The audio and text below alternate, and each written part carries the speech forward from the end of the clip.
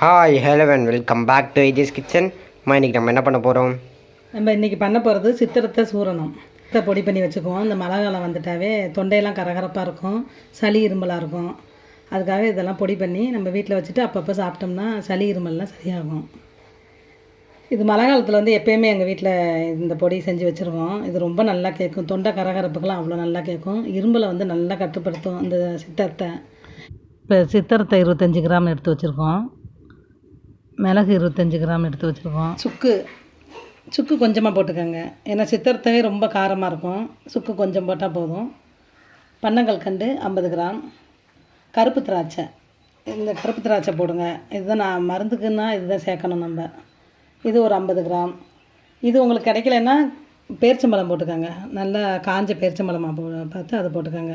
இது வந்து நம்ம எதிர்ப்பு சக்திக்காக தான் இது சேர்க்குறோம் நம்ம, அதனால் இந்த இதுதான் சேர்க்கணும். மற்றது சர்க்கரை அது இதெல்லாம் போடக்கூடாது இந்த மருந்தில். இப்போ எப்படி பண்ணுறதுன்னு பார்ப்போம். மிக்ஸி ஜாரில் போட முடியாது, நம்ம உரலில் போட்டு நல்லா இடிச்சிட்டு அப்புறம் அதில் சேர்த்துக்கலாம்.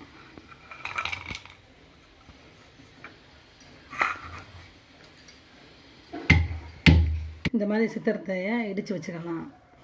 இது உரலில் போட்டு தான் இடிக்கணும். இடிச்சிட்டு அப்புறம் மிக்ஸி ஜாரில் தனித்தனியாக எல்லாமே தனித்தனியாக பொடி பண்ணிக்கலாம்.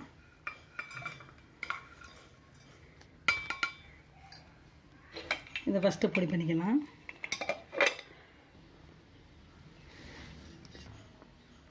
இப்போ சுக்கு பொடி பண்ணிக்கலாம். இப்போ மிளகு பொடி பண்ணிக்கலாம்.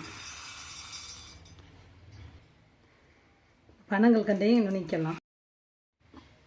இப்போ பனங்கல்கண்டையும் நல்லா நம்ம எல்லா பொருளையும் சேர்த்து நுணுக்கும் போது போட்டோம்னா அது ஈரப்பதம் கொடுத்துருவோம், அது நைஸாக ஆகாது, பொடி மாதிரி ஆகாது. அதனால தான் இது தனித்தனியாக நம்ம நுணுக்கி எடுத்துக்கிறோம். திராட்சையை ஜாரில் போட்டு அதையும் லைட்டாக அரைச்சிக்கலாம்.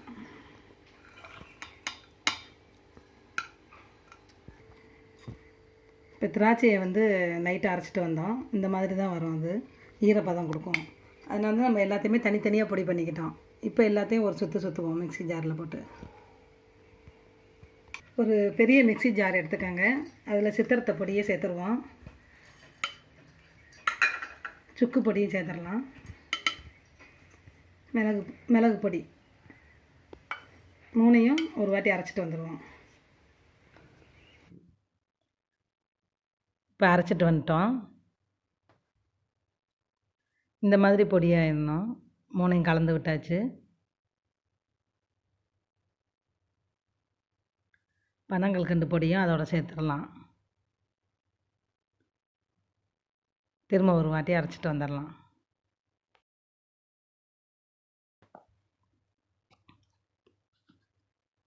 இப்போ இதை அரைச்சிட்டு வந்துட்டோம். இப்போ திராட்சையை அதோட சேர்த்துக்கலாம். திராட்சையை முன்னாடியே நம்ம போட்டோம்னா அது ஈரப்பதம் கொடுத்துரும், அதுக்காக தான் அது எல்லாமே பொடி பண்ணிவிட்டு லாஸ்ட்டாக அதை சேர்க்குறோம். இதையும் சேர்த்துட்டு போய் அரைச்சிட்டு வந்துடுவோம். எல்லாம் ஒன்றா போட்டு அரைச்சிட்டு வந்துட்டோம்.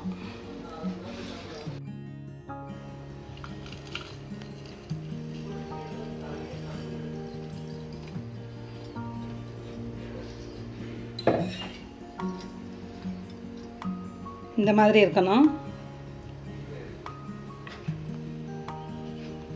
இந்த மாதிரி எடுத்து நம்ம உருண்டை பிடிச்சா பிடிக்கணும், அந்த பதத்தில் இருக்கணும். இந்த மாதிரி உருண்டை பிடிச்சும் சாப்பிட்லாம், இல்லைன்னா சுடுதண்ணியில் போட்டு சாப்பிட்லாம்.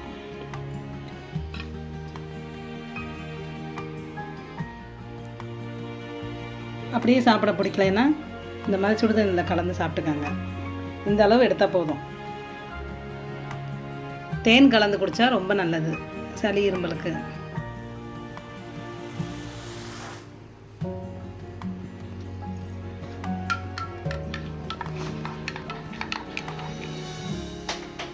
சளி இருமலுக்கு வந்து இந்த மருந்து ரொம்ப நல்லது. எங்கள் வீட்டில் எப்போதுமே இந்த பொடி செஞ்சு வச்சுட்டு இந்த மாதிரி தான் குடிப்போம். ஃப்ரெண்ட்ஸ், இது ரொம்பவே ஹெல்த்தியானது, இதை கண்டிப்பாக வீட்டில் ட்ரை பண்ணி பாருங்கள். இதில் சுக்கும் மிளகும் சேர்த்துருக்கனால சளிக்கு ரொம்ப நல்லது. சித்திரத்தை வந்து நம்மளோட இரும்பலை ரொம்ப கட்டுப்படுத்தி கரெக்டாக வச்சுக்கிறோம். அப்புறம் இது 3 சேர்த்துருக்கனால ரொம்ப காரமாக இருக்கும், அதனால் கொஞ்சம் ஸ்வீட்னஸ்க்காக திராட்சையும் பனங்கல்கண்டும் சேர்த்துருக்கோம். இந்த வீடியோ பிடிச்சவங்கள லைக் பண்ணுங்கள், ஷேர் பண்ணுங்கள், சப்ஸ்கிரைப் பண்ணுங்கள், மறக்காமல் பெல் பட்டன் அழுத்தி ஆலில் போட்டுக்கோங்க. பாய் பாய்.